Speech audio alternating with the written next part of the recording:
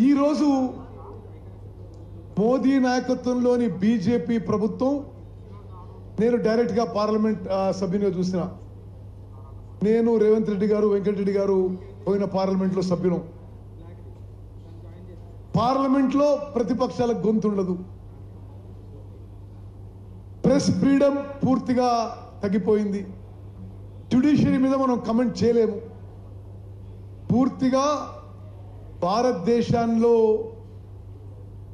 మతపరమైన విభజన సృష్టించి రాజకీయ లబ్ధి పొందాలని, అదేవిధంగా అన్ని రకాలుగా స్వాతంత్రాన్ని, ప్రజాస్వామ్యాన్ని అణచివేసే ఈ ధోరణిలో, ఈ సమయంలో కాంగ్రెస్ పార్టీ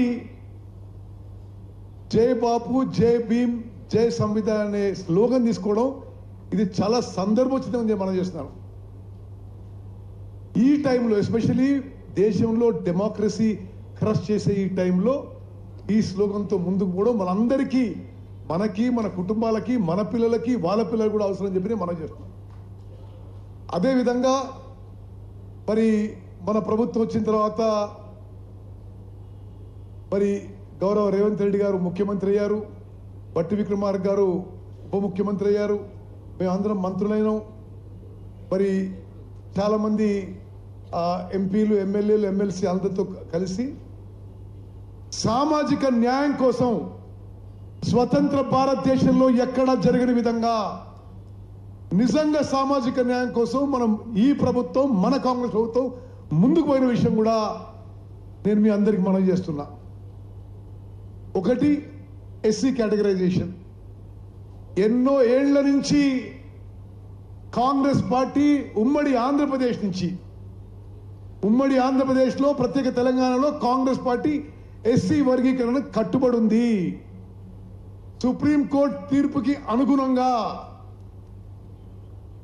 ముఖ్యమంత్రి గారు అపాయింట్ చేసిన సబ్ కమిటీ చైర్మన్ గా మేము పకడ్బందీగా, చట్టపరంగా సుప్రీంకోర్టు ఆదేశాల మేరకు ముందుకు పోయి ఈరోజు తెలంగాణలో మరి ఎస్సీ వర్గీకరణ ముందుకు తీసుకుపోయిన విషయం కూడా మీ అందరికీ ఒకసారి నేను మనవి చేస్తున్నా. మనందరం కూడా ఇది ఒక పెద్ద అచీవ్మెంట్ గా చెప్పుకోవాలి. ఎస్సీ వర్గీకరణ అనేది నేను ఇప్పుడు 30 ఏళ్ళైంది మొదటిసారి ఎమ్మెల్యేగా కలిసి, 30 ఏళ్ల పాటు ఈ స్లోగన్ నేను వింటూనే ఉన్నా. ఎస్సీ కేటగరైజేషన్ గురించి ఏ ప్రభుత్వం వచ్చినా, ఏ పార్టీ అధికారంలో ఉన్నా, అన్ని పార్టీలు కూడా ఎస్సీ వర్గీకరణ అంటే కానీ ఎవరు చేయరు. మనం వచ్చినాక ఈ ఎస్సీ వర్గీకరణ చేసిన విషయం కూడా మనం గర్వంగా చెప్పుకోవాలి. యూనివర్సల్లీ యాక్సెప్టెడ్, దాంట్లో ఎవరికి అన్యాయం జరగడం లేదు. దాంట్లో కూడా చాలా సైంటిఫిక్ గా, చాలా రాషనల్ గా జస్టిస్ షమీమ్ అఖ్తర్ ని 1 మ్యాన్ జ్యుడిషియల్ కమిషన్ అపాయింట్ చేసి వారి ద్వారా వారిచ్చిన రిపోర్టు, ఆ ఇచ్చిన రిపోర్ట్ లో నేను సబ్ కమిటీ చైర్మన్ గా మనవి చేస్తున్నా, జస్టిస్ షమీమ్ అఖ్తర్ ఇచ్చిన రిపోర్ట్ లో ఒక్క అక్షరం, ఒక్క వర్డ్ కూడా మరి ముఖ్యమంత్రి గారు కానీ, ఉప ముఖ్యమంత్రి గారు కానీ కేబినెట్ లో మార్చకుండా అది శాసనసభలో ప్రవేశపెట్టి యాక్సెప్ట్ చేయించినము. అదేవిధంగా బీసీ కులగణనపై కూడా స్వతంత్ర భారతదేశంలో బీసీ కులగణన ఎవరూ చేయలేదు.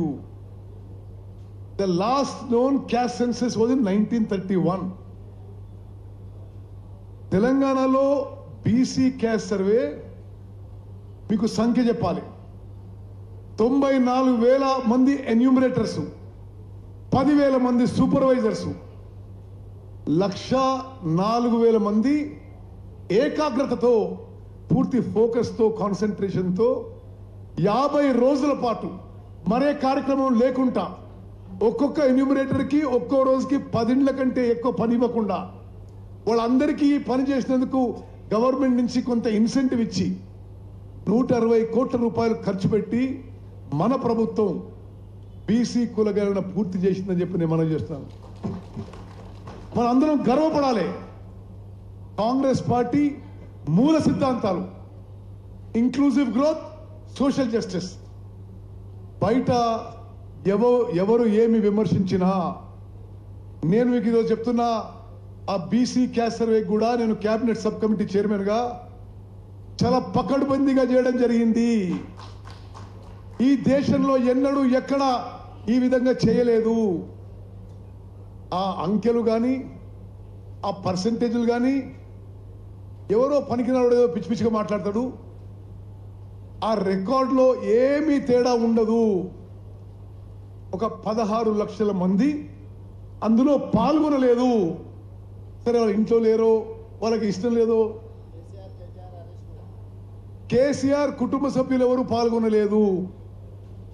మరి వాళ్ళు కూడా సామాజిక న్యాయం కూడా మాట్లాడితే ఎట్లా? మరి నేను ఎందుకు మీ మనం చేస్తున్నా అంటే,